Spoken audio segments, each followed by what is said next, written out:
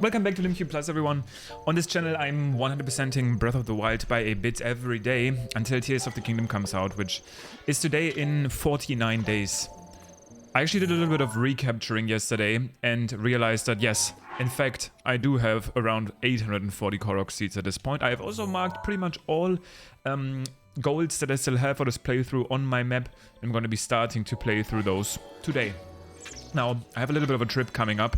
Remember, last time I took a trip, the art book got leaked, so who knows what's gonna be happening this time. Maybe when I get back here on Monday, the game has leaked and you guys already have beaten it or something like that. Who knows? But that means I'm gonna be pre-recording some videos today. In fact, 4 videos. And I was sitting down and kind of thinking of some topics, and honestly, guys, it's getting kind of tough. The game is out soon. We're really getting there, and honestly, I mean, it's rough out there on Tears of the Kingdom YouTube. I know I constantly get, people constantly come in my comments and say stuff like, you content creators, you are farming the game for infinite money. Maybe these people don't know that I, on average, make about €3 on these videos. Maybe like 20 sometimes, if I'm being transparent. But that's definitely something that people seem to be saying a lot, and I get why. Like, it's really rough out there. I've watched some YouTube channels with videos like, huge news, huge leak just happened for Tears of the Kingdom, big secret revealed, 100,000 views. And then in those videos, it's somebody taking apart what Aonuma said during the Famitsu Game Awards, as if he had planned it out years in advance, like every line, okay, I'm gonna say this specific thing, I'm gonna say enjoy a new game world, but what I actually mean by this is like this specific thing. Like, people are desperate, and I honestly get it. I get it. I've been making videos about this game for 200 days, and with the nature of this channel, which has always been my idea, I wanted to sit down every day, play my favorite video game for a bit, Breath of the Wild, and rant alongside it as we count down together for Tears of the Kingdom. At one point, topics will run dry. Again, I've been making around 170 videos in a row now, and every time I sit down and think about topics, I'm like, I talked about this before, I talked about this before. With what little we know, and without using the art book, I have pretty much reached my limits, which means these videos will get a lot more ranty again. And I'll probably briefly talk about some things I've been thinking about, which today will be food in Tears of the Kingdom. Like, how desperate does that topic already sound? But yeah, just keep that in mind, and maybe put your trust in me that I'm not sitting down farming money from the hype for Tears of the Kingdom, but that the entire point of the channel has always been, I love this game, I play it every day anyway, so why not sit down, make a little recording, and get excited for the sequel together. That was the reason I made this channel. Just as a little reminder. But, right, food in Tears of the Kingdom. The thing is, I live stream also almost every day, around 6 days a week. And if you've ever watched live streams, I'm assuming the same thing happens on YouTube. It also happens on Twitch all the time. Eventually, I feel like the topic in the chat room will find its way to food. It makes sense to me why this happens. We all eat food. We all like food. So it makes sense to me that eventually people will start talking about food. And obviously Breath of the Wild's food is no exception. For some reason, people really want me to do food-based speedruns all the time, making all dishes. The problem is, it doesn't really work in this game. Because for every single dish that there is, like fruit cake, and mushroom skewers and wild fried greens, there's an enduring version, there's a hearty version, a tough version, a chili version, you know what I mean? Like, there's a version depending on what ingredients you use, and what effects you get for each of them, so you can't even really hold onto all meals at the same time. I think Croton has done some sort of challenge run like that, where they've restricted themselves to only one version of each unique dish, but even then, a speedrun for that would basically consist of just getting a bunch of ingredients and then and then standing on the cooking pot for hours. Now, the reason I'm going down here is because I don't think I've ever been in this cave in my 6,000 hours of playing. There's a lot of these like kind of unique caves where I just got a diamond.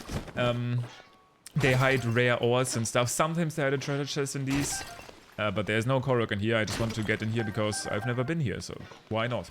Now, the Zonai in general have always been kind of like theorized to be inspired from like Aztec / Maya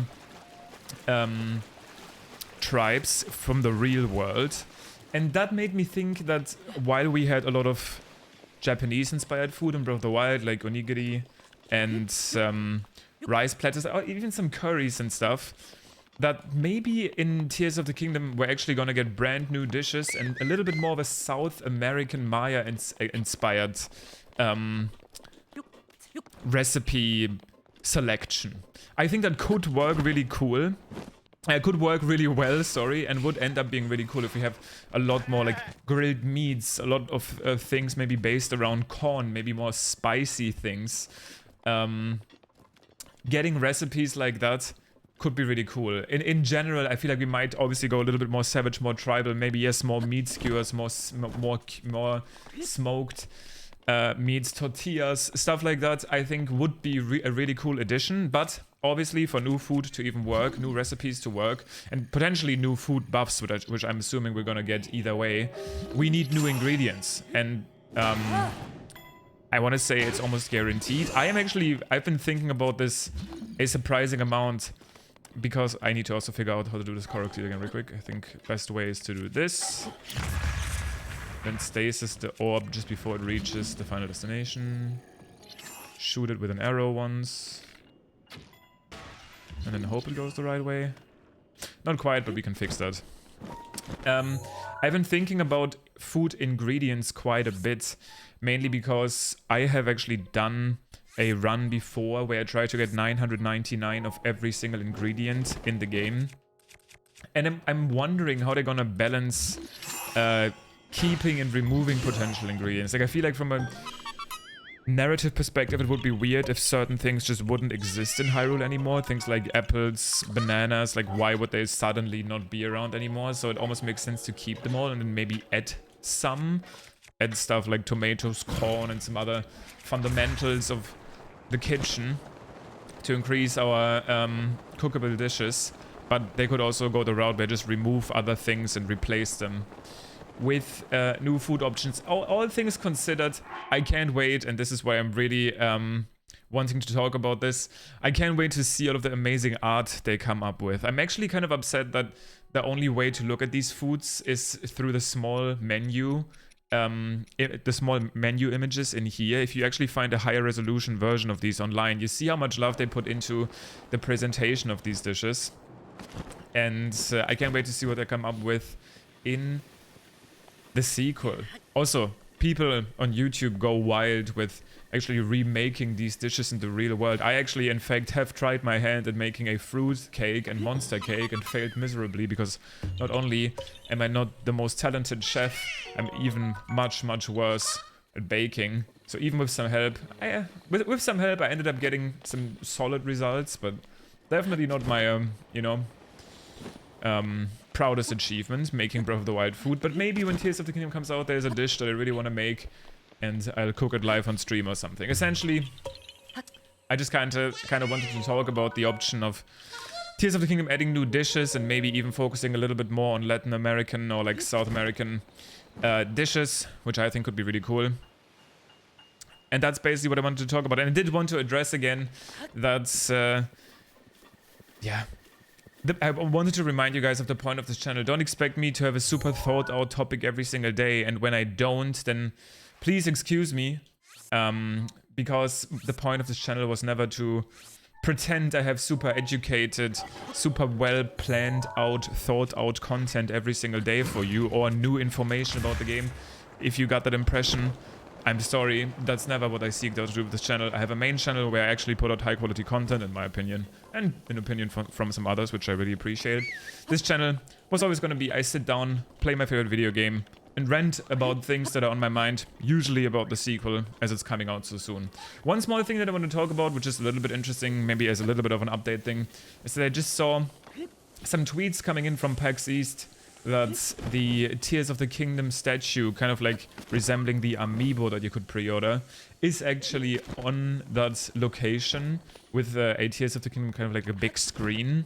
I don't think we're gonna get any news from there regardless. I think Nintendo had already previously said that they weren't really gonna be there. I think that is basically literally just an ad, like a little bit of a photo booth. So if you see those images floating around, I think you can be safe in thinking that you're not really gonna miss anything.